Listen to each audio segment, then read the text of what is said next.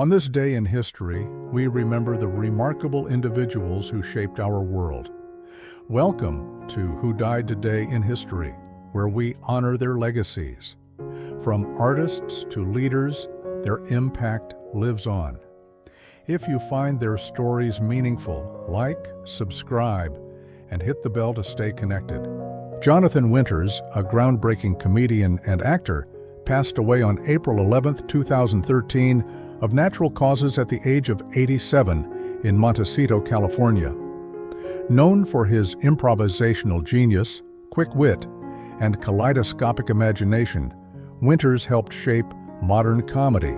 His death marked the loss of a performer whose style not only entertained millions but also paved the way for future generations of comedians. Winters rose to fame in the 1950s, a time when television was still in its infancy and comedy largely revolved around scripted routines. His free-form style, often weaving multiple characters into spontaneous, unscripted performances, was radical for its time. He influenced comedy legends like Robin Williams, who regarded Winters as both a mentor and a comedic North Star. In an era increasingly shaped by conformity and Cold War anxieties, Winters offered something rare: unfiltered creativity, bordering on surrealism that gave voice to both absurdity and emotional depth. His death came during a time when comedy had splintered into countless subgenres, from social satire to cringe and alternative humor. Winters' passing prompted an outpouring of tributes that recognized his unique place in the comedic pantheon. He had never conformed to the industry's rigid expectations, instead choosing to follow his own strange and brilliant path. In this way, his death symbolized not just the end of a life, but the fading of a particular kind of comedic rebellion, one rooted in playfulness, not provocation. While his death didn't shift the trajectory of history in the political sense, it did amplify his legend in the cultural realm. Winters was posthumously celebrated in retrospectives, interviews, and tributes from comedians who credited him with teaching them the value of originality and fearlessness. We immortalize Jonathan Winters through recordings, television reruns, and the ripple effect of his influence on comedy itself. He reminds us that humor is not only entertainment, it is an art form that reflects the soul of its time. His life and death offer insight into the way we honor artists who challenge norms, inviting us to laugh not just at the world, but at its beautiful, chaotic absurdities. Roscoe Lee Browne, the distinguished actor and voice performer, passed away on April 11, 2007, at the age of 81 due to stomach cancer. His death marked the end of a storied career that challenged racial stereotypes and championed intellectual and artistic excellence at a time when such attributes were often denied to African American performers. Browne, known for his sonorous baritone and commanding stage presence, left behind a legacy rooted in dignity, eloquence, and versatility. Browne's passing was natural, but it came amid ongoing conversations in America about representation and inclusion in the arts. Throughout his career, Browne had defied the limitations traditionally imposed on black actors. A classically trained performer, he refused to adopt exaggerated dialects or caricatures for the sake of employment.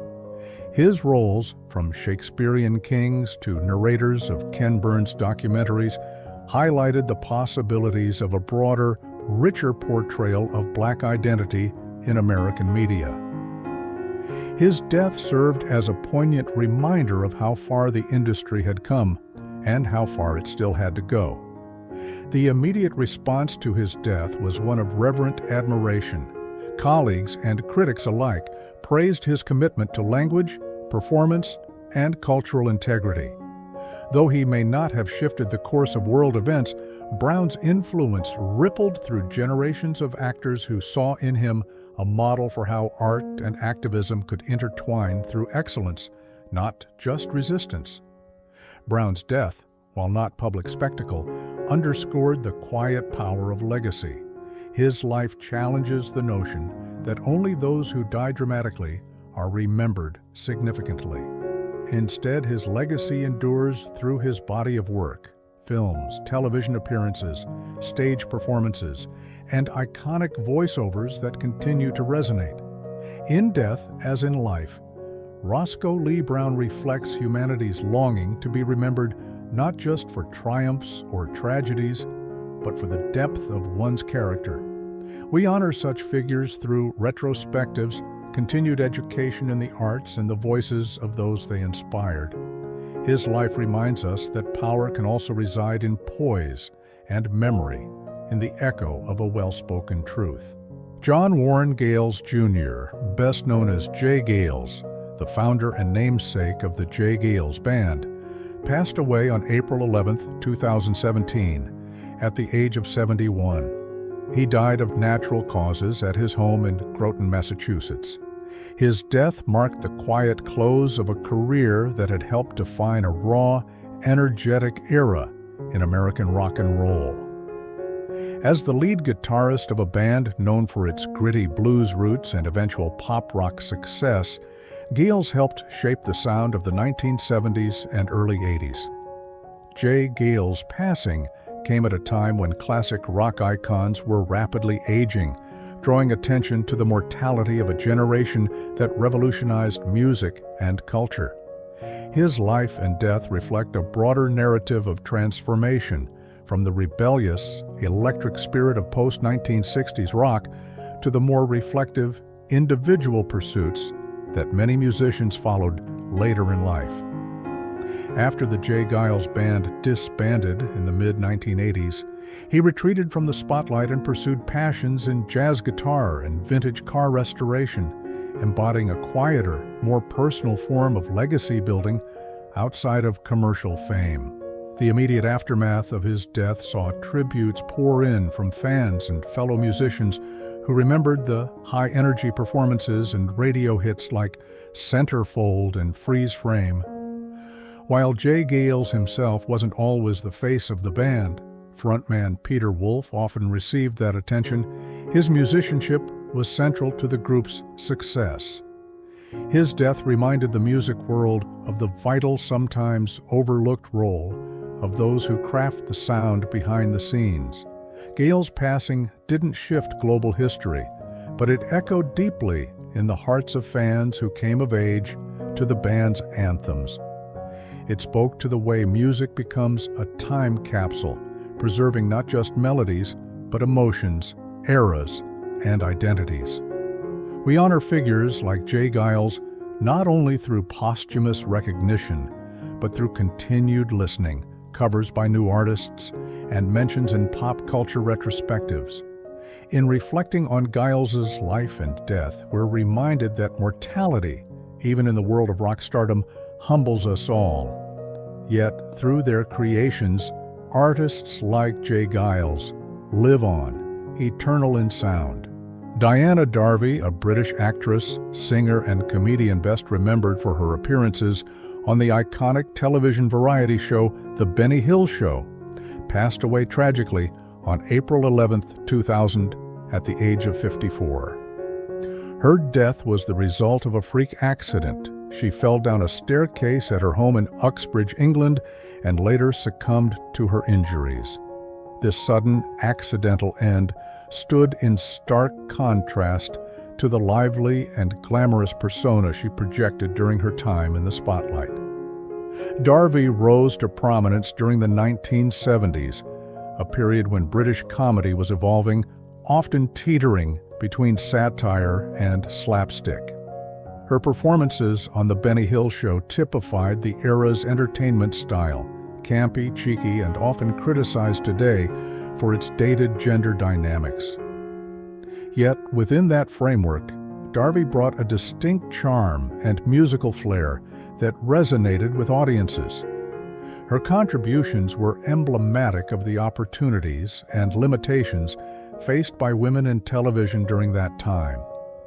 The circumstances of her death highlight a broader theme of vulnerability, especially as the careers of performers from television's golden age faded into relative obscurity. Unlike some contemporaries who passed in the limelight, Darby's death received limited media attention, underscoring the ephemeral nature of fame and the entertainment industry's rapid evolution.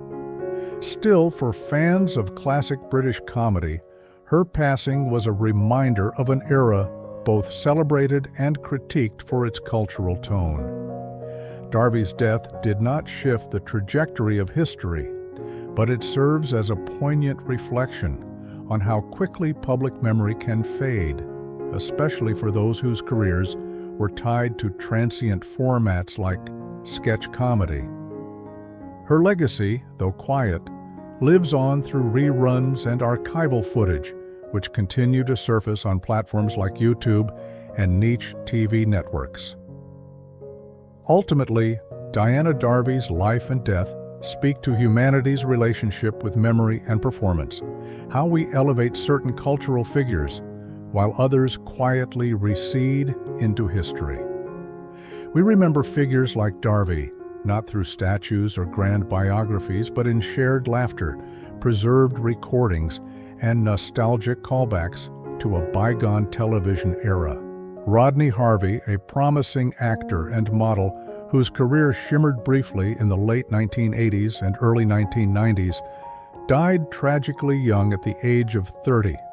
On April 11, 1998, Harvey was found dead from a heroin and cocaine overdose in a Los Angeles hotel room, a grim end reflective of the era's intensifying struggle with substance abuse in the entertainment industry.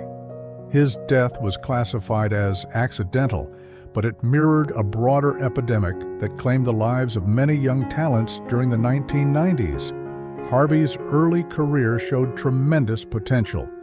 He was discovered by director Paul Morrissey and cast in Mixed Blood, 1985, later landing a role in Gus Van Sant's cult classic, My Own Private Idaho, 1991, alongside River Phoenix and Keanu Reeves. A natural on-screen presence, Harvey also modeled for Calvin Klein, embodying the edgy, youthful aesthetic of the era. Yet, behind the camera, he battled drug addiction, a personal crisis that paralleled the darker undercurrents of fame in the 1990s. His death did not provoke the widespread shock that accompanied the loss of larger stars like Phoenix or Kurt Cobain, but it was deeply emblematic of an era in which fame and excess often collided. The 1990s saw a cultural fascination with youthful rebellion and tragic downfall, a trend reinforced by the media's sensational coverage of drug-related celebrity deaths. Harvey's passing highlighted the vulnerability of emerging stars in a system that glamorized their image while often neglecting their well-being. In the aftermath, Harvey's story has been quietly preserved through the recollections of fans and the legacy of his performances. His image appears in anti-drug campaigns by the U.S. Department of Justice, symbolizing both lost potential and the human cost of addiction, a sobering contrast to the glamour once associated with his name. Rodney Harvey's death serves as a poignant reflection on mortality and the fleeting nature of celebrity. We immortalize such figures not only through their art, but also through the cautionary tales their lives become, reminders of the pressures beneath the surface of fame, and our collective responsibility to see beyond the spotlight. Maria Tallchief, America's first major prima ballerina and a trailblazer of Native American heritage, passed away on April 11, 2013, at the age of 88 from complications following hip surgery. Her death was natural, a quiet end to a life defined by strength, artistry, and cultural transformation. As a member of the Osage Nation and a pioneer in a Eurocentric art form, her passing marked not just the loss of a legendary performer, but the closing of a transformative chapter in American dance and indigenous representation. Tallchief rose to prominence in the 1940s and 1950s, notably as the muse and wife of choreographer George Balanchine, co-founding what would become the New York City Ballet. Her electrifying performances in roles like the Firebird and the Nutcracker elevated American ballet to global stature. At a time when both women and Native Americans faced systemic marginalization, her achievements shattered boundaries. In an era grappling with civil rights and identity, Tallchief stood as a symbol of excellence that transcended stereotypes, blending heritage with high art, without compromise. Her death prompted tributes from across the dance world, educational institutions, and Native American communities, underscoring her legacy not just as a ballerina, but as a cultural icon. While she had retired from performing decades earlier, Tallchief remained influential as a teacher and advocate, founding the Chicago City Ballet and mentoring young dancers. Her absence left a noticeable void in the ballet community, as she had become a guardian of the classical tradition and a living connection to ballet's golden age. Tallchief's death also reignited discussions around inclusion in the arts and the role of representation in elite institutions. In honoring her, the world re-examined the power of visibility, how a young Osage girl from Oklahoma came to redefine American ballet. We immortalize Maria Tallchief through commemorations such as her induction into the National Women's Hall of Fame and her portrayal on U.S. postage stamps and coins. Her story lives on in dance, history books, and the dreams of every child who sees in her a reflection of themselves. Kurt Vonnegut, one of America's most distinctive literary voices, died on April 11, 2007, at the age of 84 due to complications from a fall that caused brain injuries. His death was natural in origin, stemming from an accident, a quiet and human end for a man whose life was steeped in irony, absurdity, and the chaotic underpinnings of modern existence.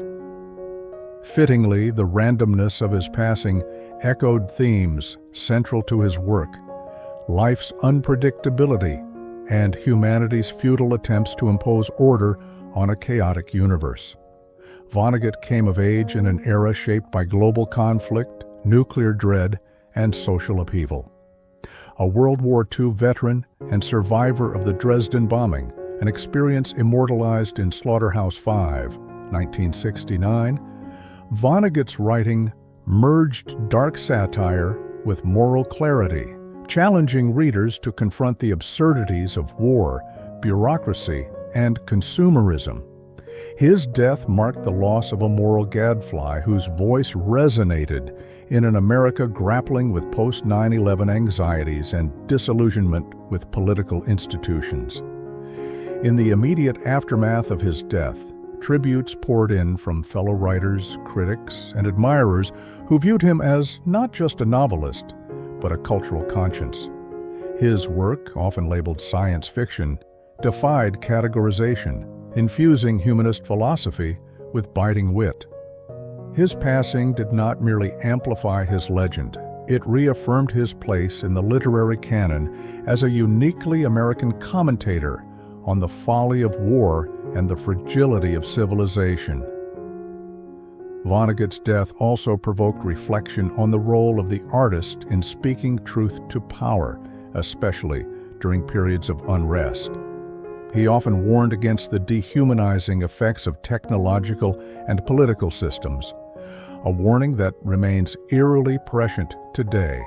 We immortalize Kurt Vonnegut through continued readings of his work, scholarly analysis, stage adaptations, and even graphic novels. Quotes like, "So it goes," have entered the cultural lexicon, symbolizing a stoic yet compassionate response to mortality.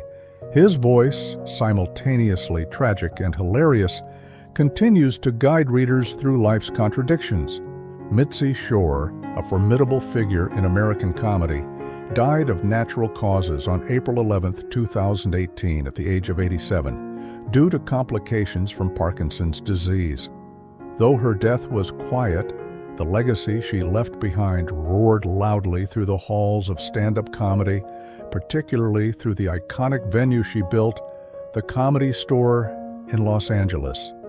Her passing marked the end of an era that had seen the birth and rise of countless comedic giants. In the 1970s and 80s, Shore was a rare and powerful woman in the male-dominated world of entertainment. She became the owner of the Comedy Store in 1974, following her divorce from comedian Sammy Shore. Under her stewardship, the club became a proving ground for legends like Robin Williams, Richard Pryor, David Letterman, and Whoopi Goldberg. Her sharp eye for talent and uncompromising vision reshaped stand-up as a viable art form, not just a sideline to acting or TV. Her death did not so much shift history, as it reaffirmed the historic influence she had already wielded. Shore was a kingmaker, behind the curtain, fiercely protective of her comics and unafraid to make controversial decisions, like her refusal to pay comedians in the early years, which sparked a labor dispute and protest in 1979. Yet, her club remained a mecca, and her influence became a permanent part of comedy's DNA. The comedy world mourned deeply upon her death. Tributes flowed in from generations of comedians whose careers she had nurtured. Her passing became a moment of reflection on the changing landscape of comedy, where new voices, particularly women and people of color, were now finding platforms she helped pave. Mitzi Shore's legacy is immortalized not only through stories told on stage, but through documentaries, memoirs, and the Comedy Store itself, which continues to thrive under the management of her son, Pauly Shore. Her story reminds us that influence isn't always loud or visible. It can be shaped in shadows, whispered in green rooms, and passed on in punchlines. Billy Bang, born William Vincent Walker, passed away on April 11, 2011, from complications related to lung cancer at the age of 63. His death was natural, yet emblematic of the struggles and spiritual reckonings of an artist who had spent his life reconciling creativity with trauma. A pioneering jazz violinist, Bang transformed his painful experiences, most notably his service in the Vietnam War, into deeply emotional and politically charged music, offering a sonic testimony to the psychological wounds of war and the redemptive power of art. Bang served in Vietnam in the late 1960s, a time when the United States was riven with social unrest, civil rights movements, and anti-war protests. Like many black soldiers, Bang returned from combat not only physically scarred, but alienated in a country that still denied full dignity to African Americans. His music, especially his later Vietnam-inspired works such as Vietnam, The Aftermath, and Vietnam, Reflections channeled these tensions. He gave voice to forgotten veterans, blending jazz improvisation with Southeast Asian influences in a bold musical narrative of reconciliation and healing. His death, while not widely publicized in mainstream circles, sent ripples through the jazz world. For many, it marked the loss of a fearless innovator who dared to break traditional boundaries, both in genre and in subject matter. Bang's legacy lives on not only in recordings, but in the growing recognition of jazz as a medium for trauma expression and political discourse. Billy Bang's life and passing underscore how mortality, power, and memory intertwine. His transformation from a traumatized veteran to a revered artist reflects a broader human desire to find meaning in suffering. We honor figures like Bang, not with grand monuments, but with attentive listening, through the preservation of their art and the stories it tells. His work is studied in music history programs and celebrated in jazz festivals, ensuring that his contributions endure beyond his lifetime. Jeff Donnell, an American actress best known for her roles in 1940s and 1950s film and television, passed away on April 11, 1988, from cancer. Her death, resulting from natural causes, reflected the quiet struggles faced by many Hollywood stars of her era, those whose fame was fleeting, overshadowed by the rise of newer stars, and often left with little public recognition as their health declined. Though Donnell had a successful career, particularly in films such as The Palm Beach Story, 1942, and The Lemon Drop Kid, 1951, her death didn't generate the widespread media attention typical of more modern Hollywood figures. The immediate impact of Donnell's passing was felt mostly within her family and close circle of colleagues. She had been largely retired from the limelight by the time of her death, making her passing a quiet one in contrast to the more dramatic exits of her peers, such as Marilyn Monroe or James Dean. Her death amplified the theme of quiet obsolescence that many actresses of her generation faced, often outshined by younger stars in an industry that placed high value on physical beauty and youth. This reality reflected the challenges of the Hollywood system, where the value of female stars was often tied to their appearance and age rather than their talent or contributions to the industry. Donnell's legacy is immortalized through the films and television shows in which she appeared, particularly in the supporting roles that became her trademark. These roles often showcased her comedic timing and the charm that made her a favorite of audiences during the golden age of Hollywood. Though her death didn't spark the same public mourning as more iconic figures, her contributions to the entertainment industry remain cherished by film historians and classic film enthusiasts. Through her work, Donnell's memory lives on in film retrospectives, tributes, and the ongoing celebration of mid-20th century cinema. The quiet passing of Jeff Donnell highlights the transient nature of fame in Hollywood, especially for women, and how memory can sometimes fade when the limelight dims. Yet, through art and commemoration, we preserve the legacies of those whose work continues to speak to us across generations.